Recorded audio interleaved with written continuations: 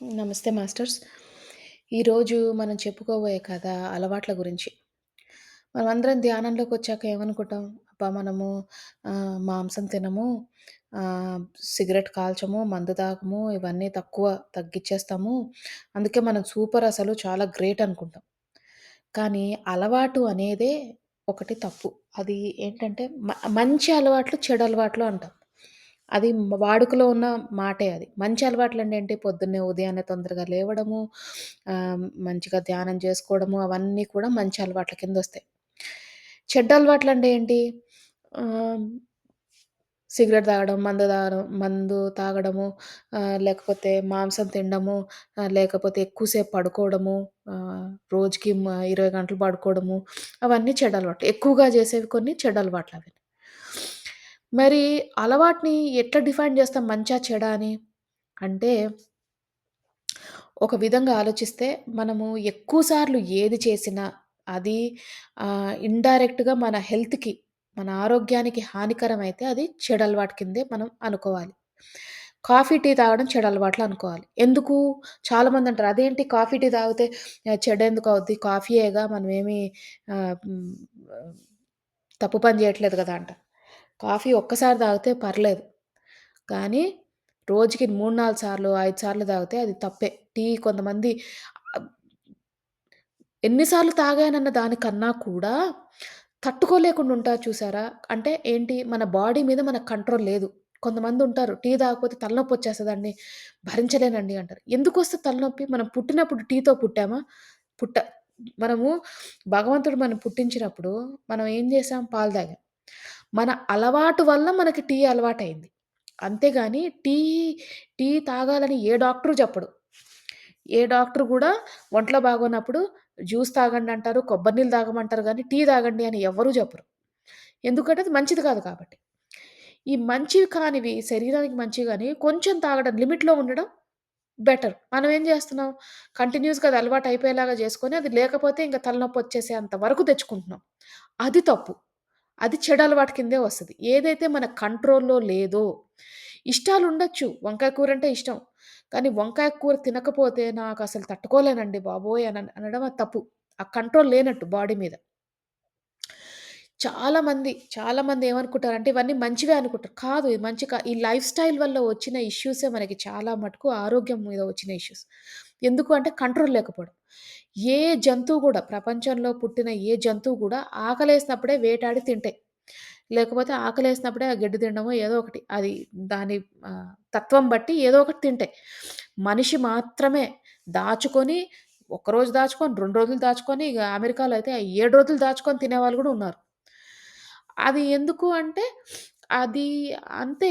అంటే ఏంటి, మనము మనిషిగా పుట్టినప్పుడు అది దాచుకొని తినాలనే ఒక అలవాటు మనకు పద్ధతి. ఒక అలవాటు చేశారు. అప్పుడేంటి, నోరెప్పుడు ఆడిస్తూనే ఉన్నాం. ఏదో ఒకటి నోట్లో వెళ్తూనే ఉంటది. కనిపిస్తే కళ్ళ ముందు తింటూనే ఉంటాం. అది కూడా తప్పే. అది అలవాటయిపోయింది కదా! మన కంట్రోల్ లేదు. ఎప్పుడైతే శరీరము, మనసు మన కంట్రోల్‌లో లేదో, ఆ అలవాటు మంచిది కాదు. ఇప్పుడు మీరు ధ్యానం చేసినప్పుడు ఎప్పుడైనా సరే, అబ్బా! గంట సేపు ధ్యానం చేశాను. ఇంకా 3 గంటలు చేయాలని ఉంది అని అనిపిస్తదా? అనిపిచ్చదు. కానీ ఇన్‌స్టాగ్రామ్ చూస్తున్నప్పుడు, వీడియోలు చూస్తున్నప్పుడు, టీవీ చూస్తున్నప్పుడు, ఒక సినిమా తర్వాత ఇంకో సినిమా కూడా చూసిన రోజులున్నాయి. వెంటనే ఒక సినిమా అవ్వంగానే ఇంక తృప్తి చెందలేదు. ఇంకోటి చూసేస్తున్నా. అలవాటయిపోతుంది. ఫోను చేతిలో ఉంటే లాగుతూనే ఉంటది. చెయ్యి, వేళ్ళు కదులుతూనే ఉంటాయి. ఇవన్నీ చెడలవాట్లు. ఇవన్నీ మన అభివృద్ధిని తగ్గిస్తాయి. మీరు చూడండి ఎప్పుడైనా సరే మీరు వీడియోలు బాగా జూసినప్పుడు, భౌతికంలో బాగా ఉన్నప్పుడు మీ ధ్యానము ఎనర్జీ తగ్గిపోతది. ధ్యానం రాదు. చాలా కష్టపడాల్సొస్తది. అందుకనే మన అభివృద్ధి తగ్గించే అలవాటు ఏదైనా ఉన్నా అది చెడు అలవాటు కిందే వస్తది. సో, దాని గురించి చెప్పే కథే ఈ కథ. అయితే ఒక ఊర్లో ఒక రాజుగారున్నారు. ఆ రాజుగారికి ఆయనకంటూ ఒక బలగముంది. ఆయనకంటూ ఒక రాజ్యం ఉంది. అందరూ ఆయన్ని ఆహా! ఓహో! రాజుగారు, రాజుగారు, రాజుగారని ఎక్కిచ్చేస్తారు. ఆ రాజుగారికి కూడా చాలా అహం. అంటే నేనే గొప్ప అన్నట్టు. అయితే ఒకసారి ఆయన వేటకెళ్లారు. వేటకెళ్ళినప్పుడు బాగా అలసిపోయి ఉన్నారు. అడవిలోకెళ్లారు, పడుకున్నారు. రాత్రయింది. వేట చేశారు, పడుకున్నారు, తిన్నారు, పడుకున్నారు. అతనితో పాటు కొంచెం బలగం ఎళ్తది కదా! అదంతా వండి పెట్టారు. అంతా అయిపోయింది. పడుకున్నప్పుడు రాజుగారు గురకబెడుతున్నప్పుడు ఆయన నోరు తెరిచి గురకబెట్టేవారు. నోరు తెరిచి గురకబెట్టినప్పుడు అక్కడే ఒక భూతం ఉంది. ఆకలి భూతం. ఆకలి భూతంకేంటంటే తట్టుకోలేకపోతుంది. దానికి విపరీతమైన ఆకలి. దాని తత్వమే అది. ఆకలి భూతం.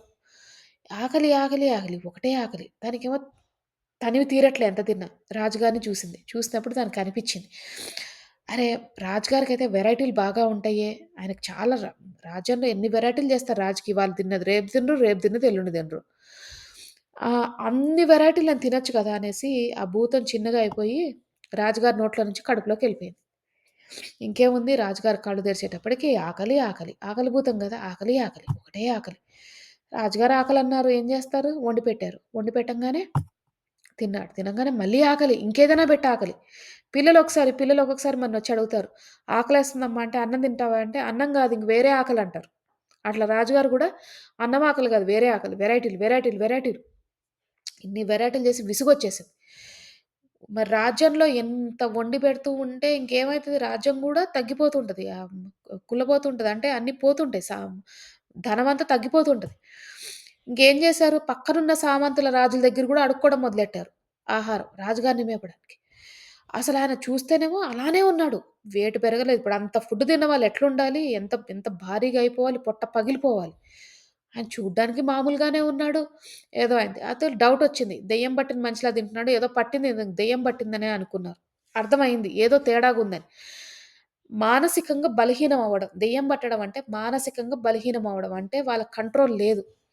వాళ్ళ మనసులో వాళ్ళకి కంట్రోల్ లేదు. మనసు పైన వాళ్ళకి కంట్రోల్ లేదు. అయితే పక్క రాజ్యంలో ఒక అతనికి తెలిసి ఒక రాజుకి వాళ్ళ మంత్రి ఆయన దగ్గర ఒక తెలివైన మంత్రి ఉండేవాడు. పంపించాడు మంత్రిని. ఏంటో సాల్వ్ చేసుకొని రా. అదేంటో తీ ఫినిష్ చేసుకొని రా పని అని.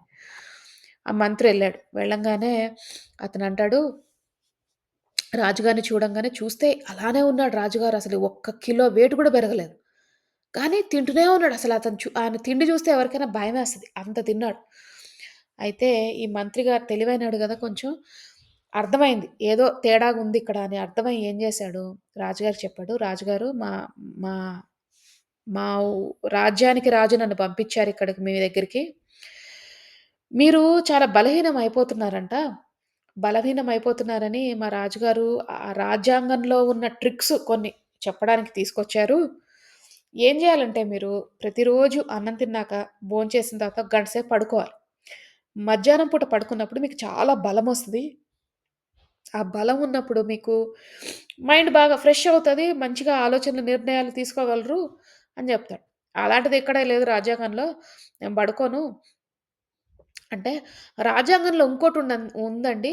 రాజుగారు ఎప్పుడైతే బలహీనంగా అవుతారో రాజుగారిని తొలగించేయొచ్చు ఆ పొజిషన్ నుంచి. ఆ పోస్ట్ నుంచి తొలగించేసి వేరే వాళ్ళకివ్వచ్చు రాజుగారిది. అది కూడా ఉందండి అంటే, రాజుగారికి ఎందుకో డౌటొచ్చింది. అర్రే! నిజంగా ఉందేమో!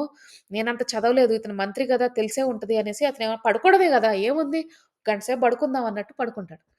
బాగా ఒక 30, 40 వెరైటీలు తిని ఈ మంత్రి అన్నీ చూస్తున్నాడు రాజుగారు ఏం చేస్తున్నాడో అంతా గమనించి ఆ మాట అన్నాడన్నమాట. పడుకున్నాడు. రాజుగారు పడుకోంగానే గట్టిగా మంచానికి చేతులు, కాళ్ళు అన్నీ కట్టేశారు. కట్టేసి ఆ మంచం తీసుకెళ్ళి వంటింట్లో బెట్టారు. వంటింట్లో ఏంటి ఇప్పుడు రాజుగారికి భోజనం పెట్టాలంటే రాత్రి పూటకో 30, 40 వెరైటీలు చేయాలంటే ఇప్పటి నుంచే వండడం మొదలెట్టాలి. నలుగురు, ఐదుగురు కూర్చొని వండాలి. అంత తింటున్నాడాయన. వంటింట్లోకెళ్ళంగానే పాయసాలు, పరవాన్నాలు, పులిహోరలు, దద్దోజనాలు అన్నీ ఆడ వండుతున్నారు. మంచి మంచి వాసనలొస్తున్నాయి. మసాలాలు నూరుతున్నారు. అన్నీ అసలు భలేగా స్మెల్లొస్తుంది. ఇంకోటేంటంటే వంటింట్లో వేడిగా ఉంటది. ఆ టైంలో ఇట్లా ఎగ్జాస్ట్ ఫ్యాన్‌లు మళ్ళీనేమో ఇట్లా ఏసీలు ఇవన్నీ ఏమీ లేవు గదా! వేడిగా ఉంటది. అంతంత గుండిగిలు వండుతున్నప్పుడు మంచం ఎళ్లి అక్కడ దాని పక్కన పెడితే వేడిగా ఉంటది. ఒక గంట సేపు అన్నం తిన్నాక, అన్నం ఫుల్‌గా తిన్నాక ఎలాంటి పరిస్థితులున్నా నిద్రొచ్చేస్తది. గంట సేపు వరకు పడుకోగలం. తర్వాత మెలుకువొచ్చేస్తది. రాజుగారికి కూడా మెలుకువొచ్చింది. మెలుకువొచ్చి లేద్దాం అనేటప్పటికి చేతులు, కాళ్ళు కట్టేసారు. అసలు గట్టిగా కట్టేసారు. ఈయనకేముంది ఆకలి. ఆకలి కంట్రోల్ చేసుకోలేకపోతున్నాడు. ఆకలేసేస్తుంది. వాసనలొస్తున్నాయి, వేడి. ఇక ఆహ్, అవన్నిటికి ఏమైందంటే ఒకటేసారి నోట్లో నుంచి ఆ దెయ్యం, భూతం అరుస్తా ఉంటే ఆకలి అరుస్తా ఉంటే అది నోట్లో నుంచి బయటికి బయటికి రావడంతోటి వీళ్ళకర్థమైంది గదా! ఏదో తేడా ఉంది ఈయనలోకి ఏదో ఎక్కిందని దాన్ని కాల్చేస్తారు. భూతాన్ని కాల్చేస్తారు. రాజుగారు నార్మల్‌గా అయిపోతారు. మామూలుగా అయిపోతారు మళ్ళీ. రాజ్యాన్ని జూసుకోవడం మొదలెడతాడు. మంచిగా కంట్రోలొచ్చిందిప్పుడు మళ్ళీ. దీనికి మన ధ్యానానికి ఏంటి సంబంధం అంటే, మనం ధ్యానంలో గూడా మనము ఇందాక మాట్లాడుకున్నప్పుడు ఎప్పుడు గూడా మనము ఆ కంట్రోల్ చేసుకునే మనస్తత్వాన్ని మన చేతిలో ఉండాలి. అంటే మన మనసు మన చేతిలో ఉండాలి. ఇప్పుడు ఆకలేస్తుంది, ఉపవాసం చేస్తాం. ఒక టైంకి ఆకలేస్తది. కంట్రోల్ చేసుకుంటాం. మళ్ళీ ఆకలి పోతది. మళ్ళీ కాసేపటి తర్వాత మధ్యాహ్నం టైంకొస్తది. లేకపోతే రాత్రి టైంకొస్తది. ఒక రోజంతా ఉపవాసం ఉండాలంటే. మళ్ళీ వస్తది, తగ్గుతుంటది. వస్తది, తగ్గుతుంటది. రెండో రోజుకి పొద్దున్నకి ఆకలంత ఎయ్యదు. తగ్గిపోద్ది. చాలా తగ్గిపోద్ది. మళ్ళీ ఎప్పుడో వస్తది ఆకలి. కొంతసేపు అయిన తర్వాత. ఎవరైనా ఉపవాసం చేసిన వాళ్ళకి బాగా ఇది తెలుస్తది. ఇప్పుడు ఎందుకు అట్లా వచ్చిపోతుంటదంటే, మనము ఏదో పరిస్థితి కారణం వల్ల ధ్యానంలోకొచ్చాం. ధ్యానం చేద్దాం అనుకుంటున్నాం. కూర్చోలేకపోతున్నాం. కుదరట్లేదు. ఎందుకు అంటే బయట డిస్ట్రాక్షన్స్ బాగా ఎక్కువైనాయి. అన్నీ ఇటు జూసి, అటు జూసి, ఇది విని, అది విని, వీళ్ళు జెప్పింది, వాళ్ళు జెప్పింది, ఆషమ్మ, బోషమ్మ అనుకుంటూ వీళ్ళ కథలు, వాళ్ళ కథలు అన్నీ వింటాం. అన్నీ వింటాము. అవన్నీ నెత్తిలో బెట్టుకుంటాము. అవన్నీ మనకి ఇంపాక్ట్ అవుతాయి. సరే అది గాకుండా అలవాట్లు. చాలా భౌతికంలో ఉన్నప్పుడు ఈ అలవాట్ల వల్ల సగం మన అభివృద్ధి తగ్గిపోతుంది. ఏంటి అలవాట్లు? ఏదైనా ఇందాక చెప్పినట్టు అది మనం చెడు అలవాటు కాదనుకుంటాం గానీ, అది అలవాటయిపోయింది. అంటే మనం తట్టుకోలేం. కాసేపు కూర్చున్నప్పుడు కాళ్ళు లాగుతాయి. అంటే బాడీ కంట్రోల్‌లో లేదు. కింద కూర్చొని పైకి లేస్తే మోకాళ్ళ నొప్పులొస్తాయి. కంట్రోల్‌లో లేదు. అంటే ఏంటి మనమంతా దాన్ని అబ్యూజ్ చేసేసాం బాడీని. అంటే దాన్ని చాలా మ ఉపయోగం లేకుండా చేసేసాం. ఆ స్టేజ్‌కి తెచ్చేసుకున్నాం. మనం చేయాల్సిందేంటి? నో. ఒకటి కరెక్ట్ అని తెలిసినప్పుడు, మన మనసు చేయమందనుకోండి, మనం ఉపవాసం ఉందాం అనుకున్నప్పుడు ఆకలేస్తుంటది. మనం మనసుకి చెప్పుకుంటామా లేదా? నో. ఇది ఉపవాసం. నేను చేయగూడదు. తప్పు. నేను ఉపవాసం భగవంతుడికి చూపిచ్చే భక్తి ఇది నాది. నాకిష్టం ఇట్లా చూపించడం భగవంతుడికి. నేను చూపిస్తా. నో అని నేనంటా. మనసులో నా మనసుకు చెప్పుకుంటా నో అని. ఆ నో అనే శక్తిని మనం దృఢంగా జేసుకోవాలి. గట్టిగుండాలి నో అని చెప్పుకోవాలంటే. అంటే అండి నో ఏదైనా మనకి అనిపించిందనుకోండి, కాఫీ తాగాలనిపిస్తుందనుకోండి, నో అని జెప్పుకోండి. నేను 3 సార్లు గాదు రోజుకి 2 సార్లే తాగుతానండి. ఆ 2 సార్లు కాస్త ఒకసారి తీసుకురండి. మరీ అన్నీ చంపుకుంటే బ్రతికి ఉండలేం. ఏదైతే మనకు ఆకలేస్తుందో అంతే తినాలి. అంతే ఉంచుకోవాలి. కానీ మనం ఏంటంటే కనిపించిందల్లా టేస్ట్ కోసం జంతువుల్ని చంపి తినడం, లేదంటే ఇంకేదైనా తినడం ఇట్లాంటివన్నీ చేస్తూ ఉంటారు. ఎందుకు అంటే తృప్తి, ఆకలి తీరదు. మాంసం పడాల్సిందే, పడాల్సిందే కొంతమందికుంటది ఇట్లా బాగా. అది తప్పు, రైట్ అని కాదు మాస్టర్స్. అది ఏంటంటే మెయిన్ మన శరీరం మన కంట్రోల్‌లో ఉండాలి. మనము ఎవరిని బాధ పెట్టట్లేదు. మనం మన మన డబ్బులతో మనం కొనుక్కుంటున్నాం గదా! అంటారు. లేదు. మన ఆత్మ అభివృద్ధి ఎళ్ళాలి అంటే ఈ కంట్రోల్ అంతా మనము చెప్పినట్టు వినాలి మన మనసు. ఇది కరెక్ట్ నేను ధ్యానం చేస్తున్నాను ఇవాళ అంతే. గంట సేపు నేను కదలను అని చెప్పినప్పుడు కదలకుండా ఉండేటట్టు ఉండాలి. ఆ లెవెల్‌కి మనం వెళ్తేనే ఈ సంసారంలో నిర్వాణాన్ని పొందగలం. లేదంటే సంసారంలో నిర్వాణ చాలా కష్టం. ఒకళ్ళు లాగుతుంటారు, ఒకళ్ళు పీకుతుంటారు, ఒకళ్ళు ఇది జెప్తుంటారు. ధ్యానం జేస్తుంటే పాల బిల్లు కట్టాలనొస్తది. పిల్లల స్కూల్ ఫీజులు కట్టాలనొస్తాయి. ఇవన్నీ తట్టుకోవాలంటే నో. వచ్చినా నేను డిస్టర్బ్ అవ్వను. నేను ఇలానే ధ్యానం చేసుకుంటాను అని నో చెప్పగలిగే శక్తి మనకి రావాలి. ఈ భూతంలాగానే మన శరీరంలో గూడా చాలా ఆలోచనలున్నాయి ఇట్లానే భూతంలాగా. అవి మధ్య మధ్యలో వస్తూ ఉంటాయి, పోతుంటాయి. వస్తూ ఉంటాయి, పోతుంటాయి. దాన్ని అణగదొక్కే శక్తి మనకి రావాలి. అది రావాలంటే ధ్యానం వల్ల ఒక్కటే అవుతది. ఎప్పుడైతే మన బాడీని మనం కంట్రోల్ చేసుకుంటామో ఇట్లా విజ్ఞానాన్ని అంటే ఈ ఈ ధ్యానం త్రూగా ఇలా కథలు చెప్పుకొని, ఈ కథల్లోని విజ్ఞానాన్ని ఎప్పుడైతే నేర్చుకుంటున్నామో జ్ఞానాది దగ్ధ కర్మాణం అంటారు. అందుకే కర్మలు తగ్గాలంటే జ్ఞానం బాగా తెలుసుకోవాలి. మనం ఎళ్ళాలి. ఆ స్టేజ్ వరకు ఎళ్ళాలి. అప్పుడే మనము ఈ కర్మలన్నీ తొలగించుకోగలం. సో, అది మాస్టర్స్. మనం ఎంతో అదృష్టం చేసుకుంటే ఈ ధ్యాన మార్గంలోకొచ్చాం. కృతజ్ఞతలు తెలియజేసుకోండి. మీ పరిస్థితులకు కూడా కృతజ్ఞతలు తెలియజేసుకోండి. ఎందుకంటే, ఆ పరిస్థితులు రాకపోవుంటే మనం వచ్చేవాళ్ళం గూడా కాదు ధ్యానంలోకి. ధ్యానంలోకొచ్చాము చక్కగా అందరితో ధ్యానం చేసుకుంటున్నాం ప్రతిరోజు. ఇలానే ముందుకు వెళ్తూ ఈ కర్మలన్నీ తొలగించుకొని, మన ఆత్మ అభివృద్ధి అయ్యి, ఈ జీవన మరణ కాల చక్రం నుంచి విడుదల పొందే శక్తిని పొందాలని మనస్ఫూర్తిగా కోరుకుంటూ ఇక మనం ధ్యానం చేసుకుందాం మాస్టర్స్. అందరూ స్థిర సుఖాసనంలో కూర్చోండి. అంటే మీకు ఏ పొజిషన్ కంఫర్టబుల్‌గా అనిపిస్తే ఆ పొజిషన్‌లో కూర్చోండి. ఒకవేళ మీ ఆరోగ్య రీత్యా మీరు కూర్చోలేకపోతే పడుకొని కూడా ధ్యానం చెయ్యొచ్చు. కూర్చున్నప్పుడు మీరు వెన్నుముక్క స్ట్రెయిట్‌గా ఉండేటట్టు చూడండి. తల నిటారుగా పెట్టండి. వేలల్లో వేలు పెట్టుకోండి. కళ్ళు 2 మూసుకోండి. అలాగే పడుకొని ధ్యానం చేసేవారు కాలు మీద కాళ్ళు పెట్టుకొని, వేలల్లో వేలు పెట్టుకొని, కళ్ళు 2 మూసుకోండి.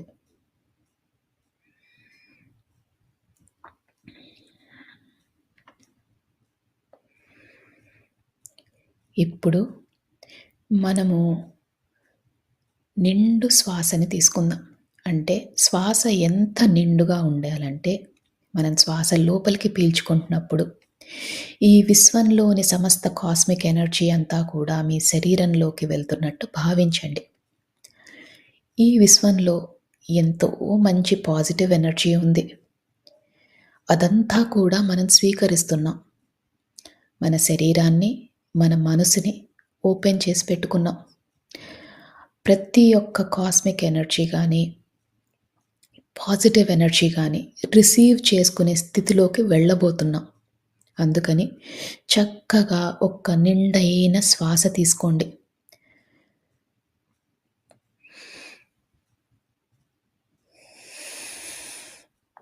ఆ శ్వాసని వదిలేసేటప్పుడు మనలోని సరికాని ఆలోచనలు, చికాకులు, టెన్షన్లు ఏవైనా ఉంటే అవన్నీ తొలగించుకునే ప్రయత్నం చేయండి.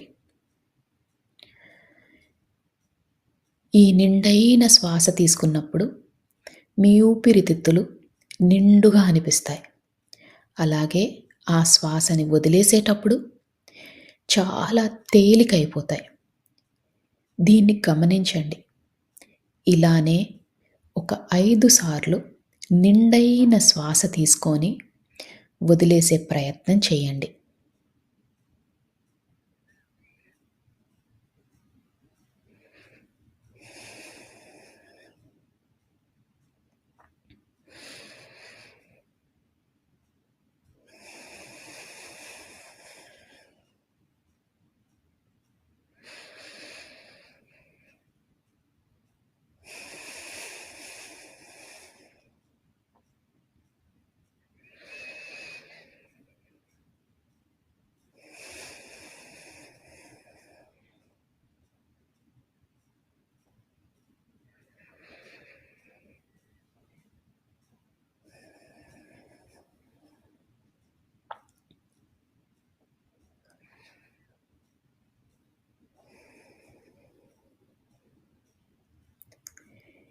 ఇప్పుడు మీ మనసు, శరీరం చాలా తేలికైనట్టు మీకు భావన కలుగుతుంది. మనమిప్పుడు శరీరంలో ప్రతి భాగాన్ని రిలాక్స్ చేసుకునే ప్రయత్నం చేద్దాం. అంటే ముందుగా సహస్రారం, తల భాగం దాన్ని రిలాక్స్ చేసుకునే ప్రయత్నం చేద్దాం.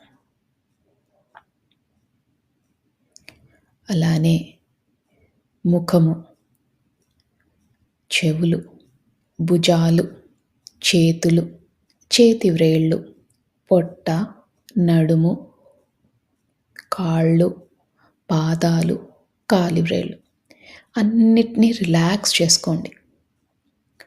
రిలాక్స్ చేయడం అంటే మీరు కంఫర్టబుల్ పొజిషన్‌లో కూర్చున్నట్టు, అలానే తేలిగ్గా అయినట్టు మీకు అనిపిస్తే మీ శరీరం రిలాక్స్ అవుతున్నట్టు. బిగించి పట్టకండి. శరీరాన్ని చాలా లూజ్‌గా, రిలాక్స్డ్‌గా చేయండి.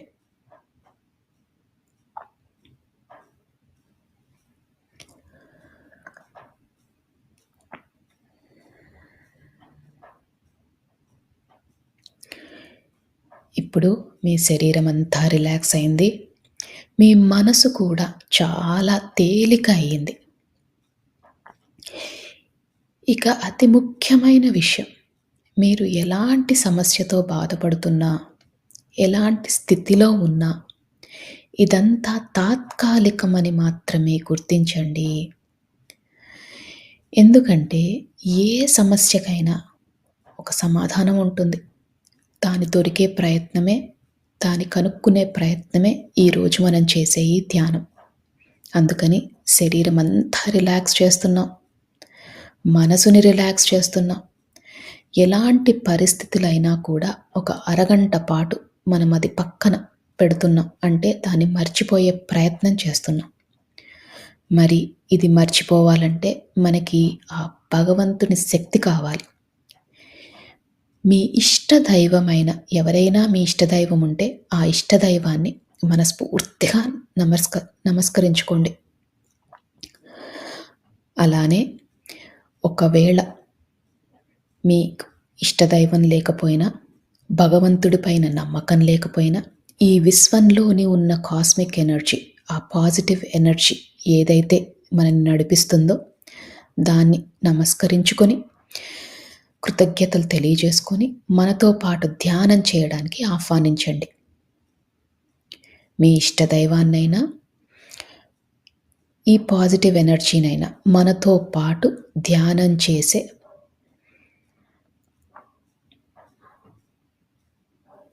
అవకాశాన్ని మనకి ఇవ్వమని మనస్ఫూర్తిగా ఆర్తితో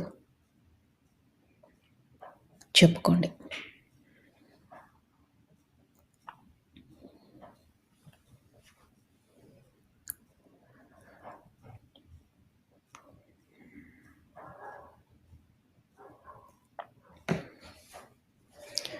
మీ శరీరం అంతా తేలికైపోయింది. మీ మనసు కూడా చాలా తేలిగ్గా ఉంది. ఇక మనం ధ్యాన లోతుల్లోకి వెళ్దాం.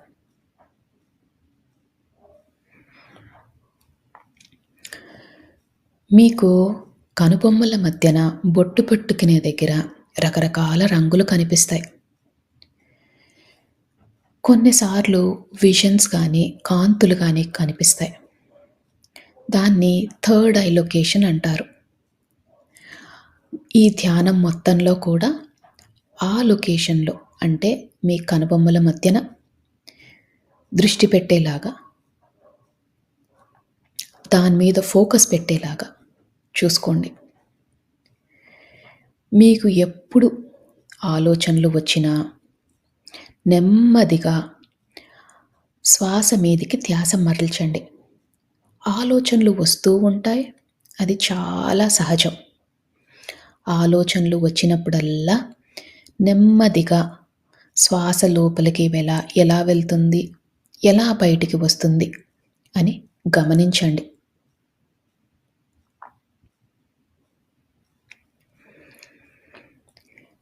ఆలోచనలతో పోట్లాడొద్దు.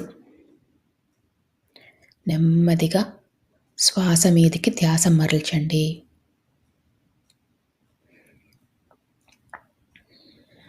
ఈ ప్రక్రియలో, ఈ ధ్యాన ప్రక్రియలో చాలాసార్లు ఆలోచనలు వచ్చే అవకాశం ఉంది. మనం ధ్యానం లోతులోకి వెళ్ళినప్పుడు ఏ ఆలోచనలు రావు. అందుకనే ఆలోచనలు వచ్చినప్పుడల్లా శ్వాస మీదికి ధ్యాస మరల్చండి.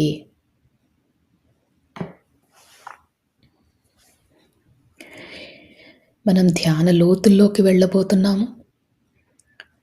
ఇక ఒక్క 3 సార్లు మళ్ళీ మంచి నిండైన శ్వాస తీసుకొని వదిలేయండి. శ్వాస తీసుకుంటున్నప్పుడు మీతో పాటు ఉన్న భగవంతుని శక్తి కూడా మీ దగ్గరికి వస్తున్నట్టు, అలానే ఈ విశ్వంలోని కాస్మిక్ ఎనర్జీ శక్తి అంతా కూడా మీ శరీరంలోకి వెళ్తున్నట్టు భావించండి. ఈసారి ఆ శక్తి రెండింతలయ్యింది. ఎంతో అద్భుతమైన ఈ శక్తిని మనం స్వీకరిస్తున్నాం. అందుకని శ్వాస లోపలికి వెళ్ళేటప్పుడు చక్కగా నిండుగా మీ ఊపిరితిత్తులన్నీ కూడా నిండుగా అయ్యేటట్టు భావించి ఆ శ్వాసని తీసుకొని మళ్ళీ వదిలేయండి. ఇలా 3 సార్లు చేయండి.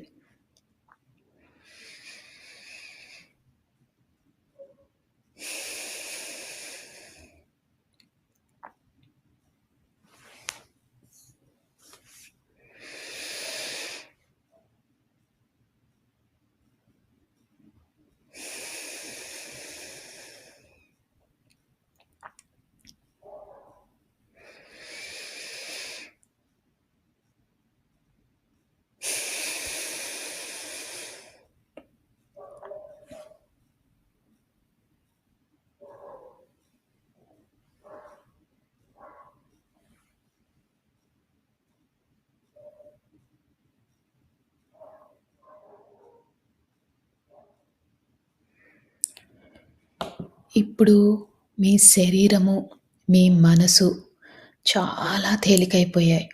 ఇంకా మీరు ధ్యాన లోతుల్లోకి వెళ్లారు. అంటే మీ పక్క జరిగేవి ఏమి వినిపించవు. నా మాటలు మాత్రమే వినిపిస్తున్నాయి.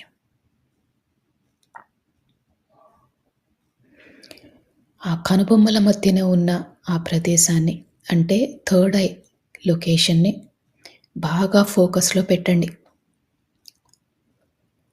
ఒక్కోసారి మీకు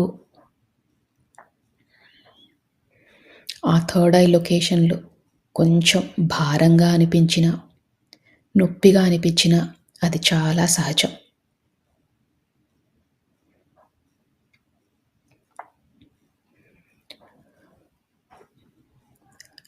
మన ఇష్టదైవంతో పాటు, ఈ విశ్వంతో పాటు మనము ఇంకా ధ్యాన లోతుల్లోకి వెళ్తున్నాం.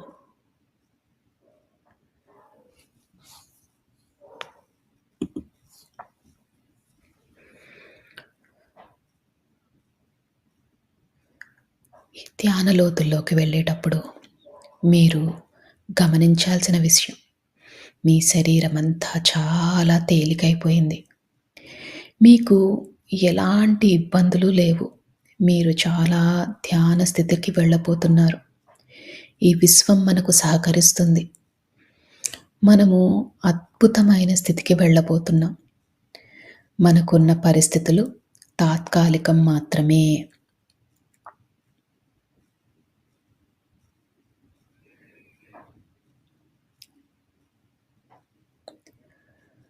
మనము ఈ జీవితానికి, ఈ విశ్వానికి, మన ప్రయాణానికి, ఈ జీవన ప్రయాణానికి కృతజ్ఞతలు తెలియజేసుకోవాలి. ఎందుకంటే ఎంతో అదృష్టం ఉంటే మనం ఈ ధ్యాన మార్గంలోకి వచ్చాము. జ్ఞానాన్ని తెలుసుకుంటున్నాము. అందుకని మనము మనస్ఫూర్తిగా ఒకసారి కృతజ్ఞతలు కూడా తెలియజేసుకుందాం.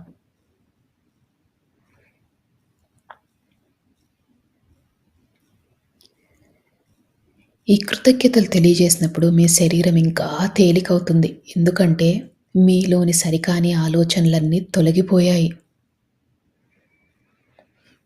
మీరు ఎంతో రుణపడి ఉన్నారు ఈ అవకాశానికి, ఈ విశ్వానికి.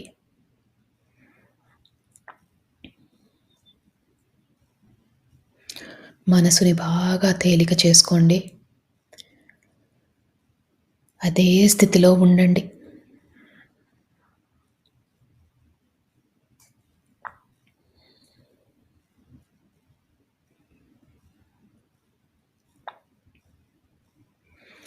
ఆలోచనలు వస్తూ ఉంటాయి. ఆలోచనలు వచ్చినప్పుడల్లా కూడా నెమ్మదిగా శ్వాస మీదికి ధ్యాస మరల్చండి.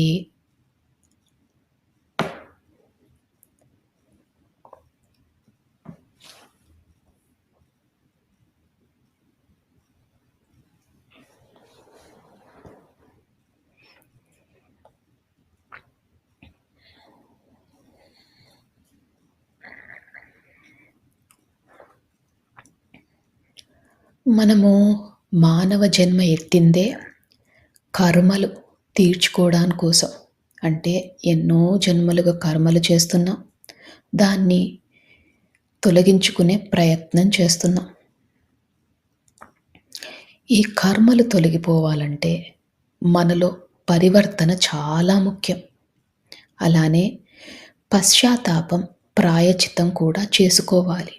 అంటే మనం చేసిన తప్పులని గతంలో గానీ, గత జన్మలలో గానీ చేసిన తప్పులని క్షమించమని మనస్ఫూర్తిగా కోరండి.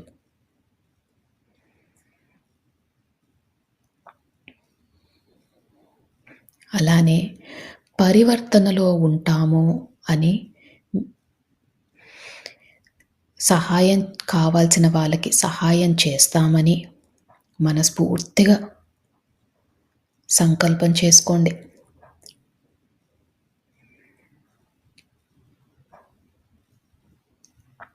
మా వద్దకు సహాయం కోరి వచ్చిన వారికి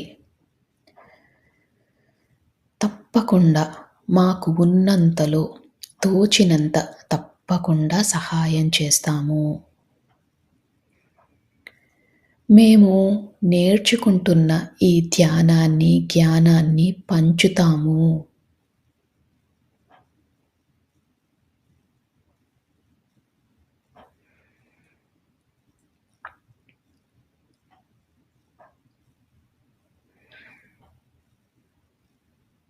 ప్రతి జీవాత్మకు కూడా మా వల్లే సుఖంగా బ్రతికే హక్కు ఉందని తెలుసుకున్నాము.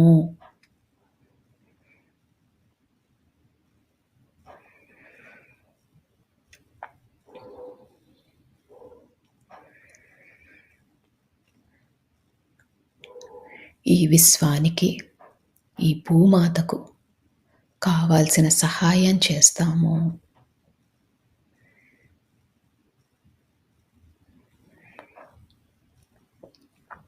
ఈ సంకల్పాలు మనం చెప్పుకున్నప్పుడు మీ శరీరం ఇంకా తేలికవుతుంది. మీ మనసు కూడా బాగా తేలికవుతుంది.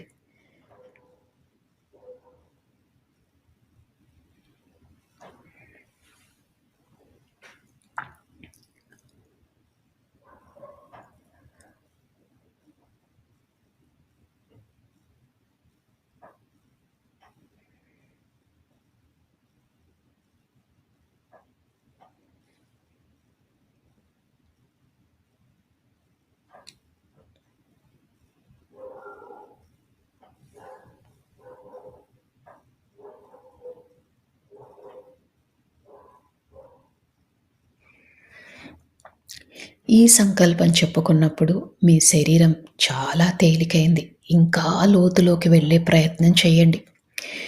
మీ పక్కన ఏది జరుగుతున్నా మీకు పట్టించుకోవద్దు. నా మాటలు మాత్రమే మీకు వినిపిస్తున్నాయి. ఈ ధ్యాన లోతుల్లోకి మీరు వెళ్ళిపోయారు. ధ్యానంలో ఆ మహాదేవుడిని, ఆ పరమశివుడిని, ఆ జగన్మాతను, మీ ఇష్టదైవాన్ని, అలానే మీకు ఈ విశ్వం నుంచి కావాల్సిన సహకారం దొరకాలని మనస్ఫూర్తిగా కోరండి. ఇప్పుడు విశ్వంలోని సమస్త కాస్మిక్ ఎనర్జీ అంతా కూడా కాంతుల రూపంలో మన శరీరంలోకి వెళ్తున్నట్టు భావించండి. అద్భుతమైన కాంతులు, ఎటు చూసినా కాంతులే. ఈ కాంతులే మనకు సర్వం, ఈ కాంతులే మనకు దైవం, ఈ కాంతులే మనకు ఆరోగ్యం.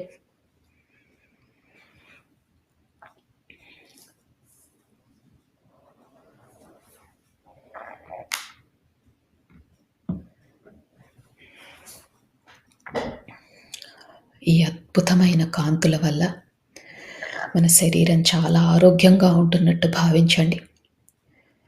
అలానే ఈ ధ్యానం చేసినందువల్ల మనలోని సరికాని ఆలోచనలు అన్నీ తొలగిపోతున్నట్టు భావించండి.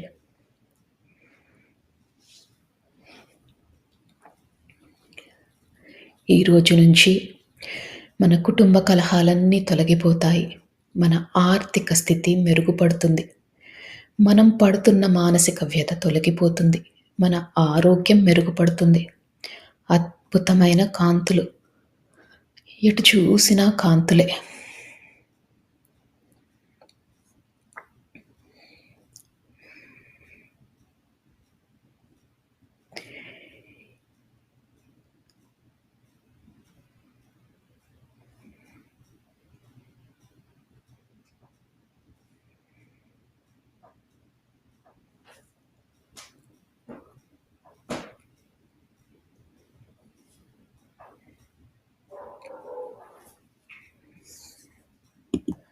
ఇంకా ఇంకా ధ్యాన లోతుల్లోకి వెళ్తున్నారు. అద్భుతమైన స్థితి. శరీరము, మనసు అన్నీ తేలికైపోయాయి.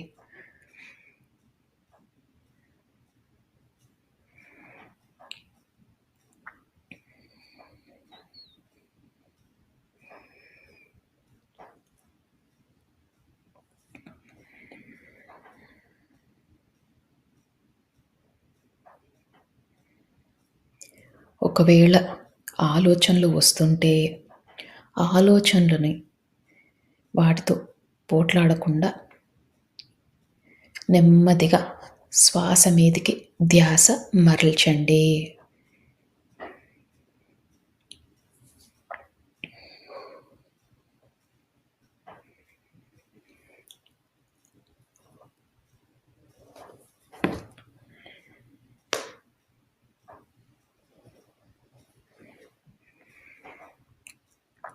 ఇంకా ఇంకా ధ్యాన లోతుల్లోకి వెళ్తున్నారు.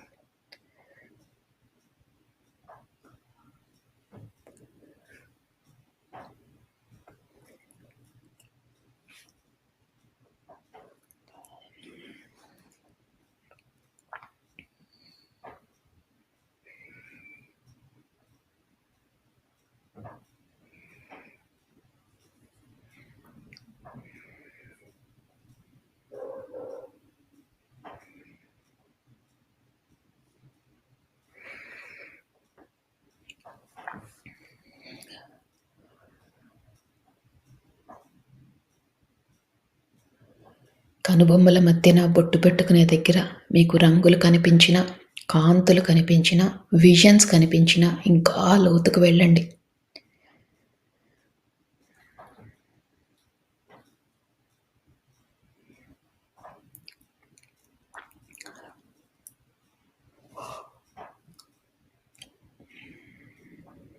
అద్భుతమైన ధ్యాన స్థితిలో ఉన్నారు. సంకల్పాలు చెప్పుకున్నాం. పశ్చాత్తాపంలో ఉంటామని, ప్రాయశ్చిత్తం చేసుకుంటామని, పరివర్తనలో ఉంటామని మనము విశ్వానికి మాట ఇచ్చాం.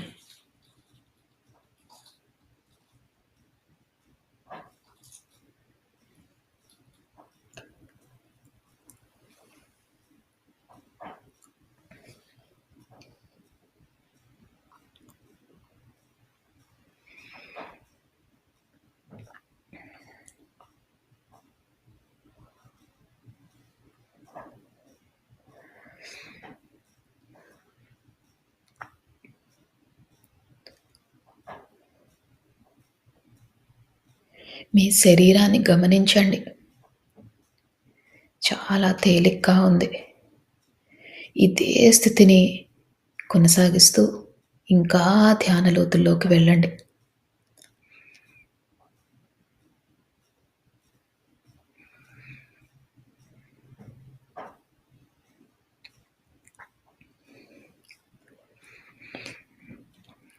ఇప్పుడు మీరు ఈ జన్మలో ఎవరినైనా మీరు బాధ పెట్టి ఉంటే మనస్ఫూర్తిగా వాళ్ళకి క్షమాపణలు తెలియజేసుకోండి. అజ్ఞానంతో, అహంకారంతో వాళ్ళని బాధ పెట్టాము అని మనస్ఫూర్తిగా వాళ్ళని క్షమించమని కోరండి.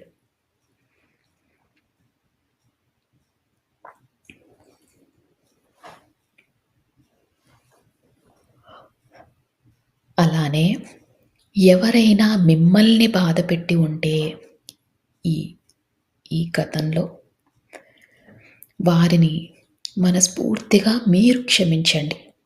వారు తెలియక, అజ్ఞానంతో, అహంకారంతో తప్పులు చేసి ఉంటారు. అందుకని మీకు వారిపైన ఎలాంటి కోపమున్నా, ద్వేషమున్నా అవన్నీ తొలగించుకోండి.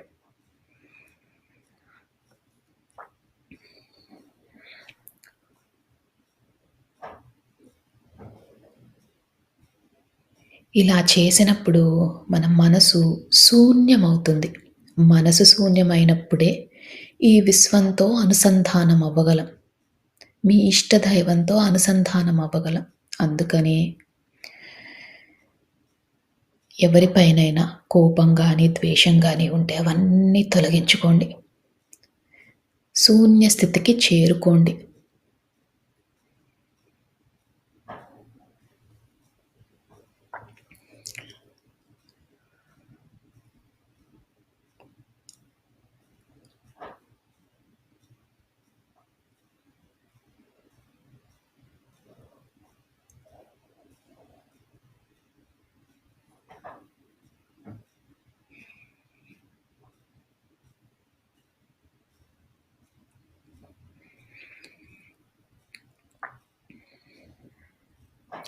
ఎప్పుడైతే మనం క్షమాపణ కోరామో మనని బాధపెట్టిన వారిని క్షమించామో మన మనసు శూన్య స్థితికి చేరుకుంది. మీరు ఇంకా ధ్యాన లోతుల్లోకి వెళ్తున్నారు. ఆ విశ్వంతో అనుసంధానమవుతున్నారు.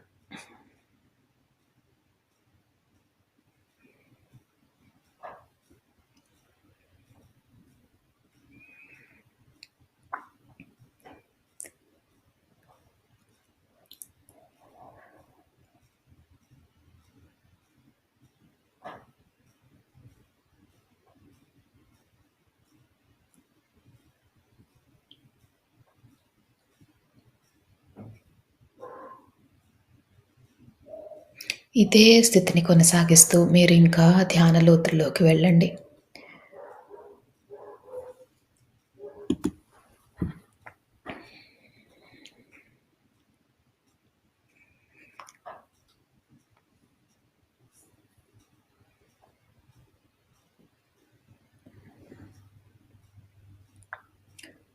అద్భుతమైన ధ్యాన స్థితిలో ఉన్నారు. ఇదే స్థితిని కొనసాగిస్తూ మీరు ఇదే స్థితిలో ఉండొచ్చు. ఒకవేళ ఈ స్థితి నుంచి బయటికి రావాలనుకుంటే